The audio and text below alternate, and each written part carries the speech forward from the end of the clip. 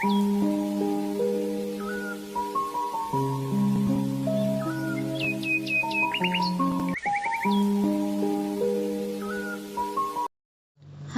Welcome to Mrithika channel.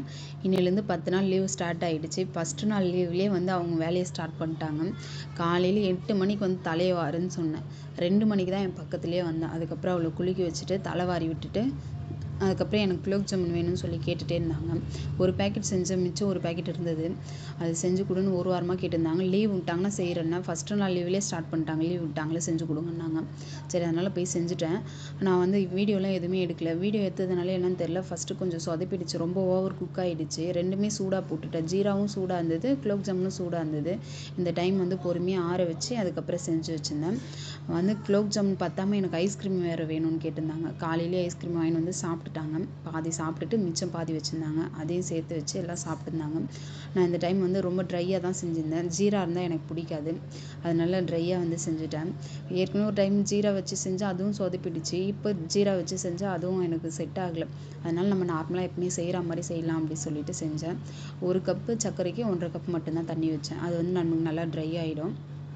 இது வந்து நானும் என் பையனும் தான் சாப்பிட்டுருந்தோம். என் பாப்பா வரல, அவள் கொஞ்சம் கீழே விழுந்துட்டான். 2 சோஃபாவும் வந்து நான் விளையாடும் போதே சொன்னேன், 2த்தையும் பேலன்ஸ் பண்ணி விளையாட்டே இருந்தான். நான் வேணான்னா கேட்கவே இல்லை. விளையாட்டு இருந்தேன். இப்படி நான் அந்த பக்கம் கிச்சனுக்குள்ளே போயிட்டு வரதுக்குள்ளே கீழே விழுந்துட்டான். அதனால் கொஞ்சம் லைட்டாக அடிபட்டுருச்சு, ரொம்ப அதிகமாகலாம் படலை. அதனால் அந்த அம்மா வந்து நான் வரமாட்டேன்னு சொல்லிட்டாங்க. அந்த சோஃபா மேலே உட்காந்து அவள் சாப்பிட்டுட்டு இருக்கா. நாங்கள் 2 பேரும் சாப்பிட்டுட்டு அதுக்கப்புறம் கொஞ்சம் கொஞ்சமாக இருக்கிற வேலையெல்லாம் முடிச்சிடலான்னு சொல்லிட்டு ஸ்டார்ட் பண்ணிட்டோம். கூட பசங்களும் ஹெல்ப் பண்ணுவாங்க வேலையெல்லாம். அதுக்கப்புறம் வந்து இன்றைக்கி வந்து வெஜ்ஜில் தான் வந்து சாப்பாடு செஞ்சுருக்கேன். எல்லாமே நிறைய நான்வெஜ்ஜு தான் செய்கிறோமோ, அதனால் வெஜ்ஜு இதில் செய்யலாம் அப்படின்னு சொல்லிட்டு செஞ்சு வச்சுருந்தேன். அதுவும் வீடியோ எடுக்கல, செஞ்சதுக்கப்புறமா வந்து எல்லாத்தையும் எடுத்து வச்சுக்கலாம்னு சொல்லிட்டு இலையில பரிமாறிட்டுருக்கேன். இதுக்கு முன்னாடி வந்து எதனா ஒரு கல்யாணம் எங்கன்னா ஒரு ஃபங்க்ஷன்னா வாழை இலையில வச்சு தான் வந்து வெஜ்ஜு தான் அதிகமாக இருக்கும். நான்வெஜ்ஜெலாம் அவ்வளோ யூஸ் பண்ணவே மாட்டாங்க. இப்போ தான் வந்து எந்த ஒரு கல்யாணம் வந்தாலும் எந்த ஒரு ஃபங்க்ஷன் வந்தாலும் நான்வெஜ் இருந்தால் தான் வருவேன், கல்யாணத்துக்கு ஃபங்க்ஷனுக்கு வருவேன், இல்லைனா வரமாட்டேன்ற மாதிரியே மாறிட்டாங்க.